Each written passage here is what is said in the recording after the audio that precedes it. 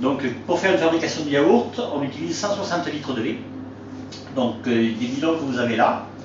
On va chercher le lait chez le producteur bio qui est à 13 km. Et on ramène le lait ici. La première étape consiste à le faire chauffer. Donc on va mettre le lait dans cette cuve. Sous cette cuve, il y a un chauffage de gaz qu'on va allumer. Et il faut à peu près 2 heures pour monter le lait à 92 degrés, qui est la température de pasteurisation. Le lait est agité en permanence et il y a un thermomètre qui plonge ici pour contrôler la température. Donc voilà, on surveille sur le cadran ici. Pendant que le lait chauffe, on va laver tous les pots de yaourt, puisque je travaille en consignant les emballages. Donc sur le marché, dans les magasins, chaque semaine on récupère des pots qui ont été ramenés par les clients. Et tous ces pots vont être lavés dans ce lave-vaisselle. Donc on passe 1200 pots qui correspondent aux 160 litres. Donc 2 lavages successifs et un rinçage à la poire de douche pour bien éliminer les traces de lessive. Une fois lavés, les pots sont mis dans la yaourtière. Alors la yaourtière, dans le moment où vous filmez, il y a déjà les yaourts. Normalement ils sont vides. Voilà, donc les pots vides sont mis à l'avance dans la yaourtière pour qu'ils soient à la bonne température pour recevoir le lait au moment où on va mettre le yaourt, on va faire le remplissage. Et en même temps, avec la ventilation, ils vont pouvoir être séchés après le lavage. Donc l'objectif c'est qu'ils soient secs, propres et à la bonne température pour recevoir le yaourt. Donc je lave tous mes pots, je les mets là-dedans. Quand le lait est chaud, c'est-à-dire arrivé à 92 degrés, donc je vais arrêter le chauffage de gaz et faire refroidir le lait.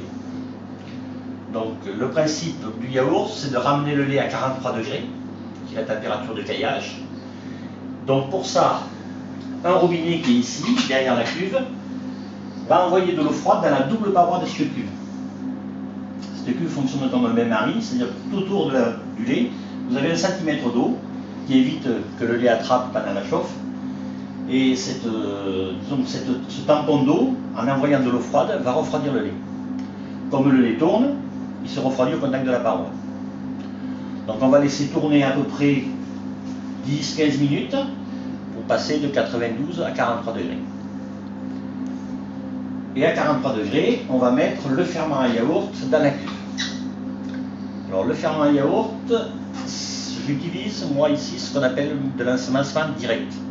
C'est-à-dire que le yaourt, j'utilise un sachet de ferment à chaque fabrication. Donc ça c'est pour, disons, avoir une régularité de fabrication, que le client n'ait pas la surprise chaque semaine de trouver un yaourt différent. Donc les sachets de ferment, je les verse dans le lait, et à partir du moment où le ferment a été incorporé au lait, il faut 3 heures pour que ça caille.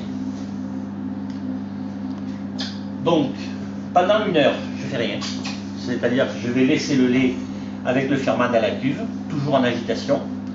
La température est stabilisée. C'est ce qu'on appelle la maturation. C'est-à-dire que les bactéries se multiplient dans le lait, mais il n'y en a pas encore assez pour que ça prenne. Donc pendant ce temps-là, la plupart du temps je fais autre chose, de l'emballage, par exemple. Au bout d'1 heure, je vais remplir. Donc pour remplir, je vais m'installer devant la cuve,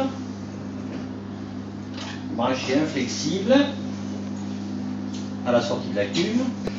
Donc je me pose là-dessus, je pose un plateau devant le robinet là, et je remplis tous mes yaourts en actionnant sur ce pistolet. Donc là il faut à peu près, disons, 1 heure pour remplir 1200 yaourts de la yaourtière. Une fois remplis, les pots de yaourt, plateau par plateau, sont mis dans la yaourtière. Voilà. Donc on remet nos plateaux au fur et à mesure dans la yaourtière. Et là, ils finissent donc de cailler au repos dans la yaourtière. Et quand on arrive vers les 3 heures, on vient contrôler si le yaourt est bien pris. Alors, pour la consistance du yaourt, à chaud, c'est la consistance d'un œuf à la coque. C'est-à-dire qu'il faut que ce soit pris. On voit que c'est caillé en surface. Mais si on incline le pot, ça bouge encore. Donc là, on va capsuler notre yaourt, le sortir, le capsuler. Et après, on va le mettre à refroidir à la chambre froide. Les pots, on les manipule pour les récupérer, pour les laver, pour les remplir, pour les capsuler, pour les emballer après. Et après, on va les mettre à refroidir à la chambre froide. Fabrication du fromage. Donc là, je l'ai mis hier. hier matin, donc à Caillé. Et là, on est dans la phase où on reprend le cahier donc, pour faire de la faisselle et du fromage blanc battu. Donc les faisselles, c'est ce que vous avez sur la table là. Donc on remplit ça délicatement avec une écumoire. Et on va laisser les faisselles s'égoutter à peu près du tiers pour qu'elles aient une bonne consistance. Quand elles seront au tiers, on va compléter en mettant bien plein, laisser encore un peu descendre et après on va faire la mise en pot en vérifiant le poids. Donc ça c'est la faisselle, c'est ce qu'on appelle dans la région aussi du caillé, de la caillade. C'est du fromage frais qui peut se manger plutôt salé.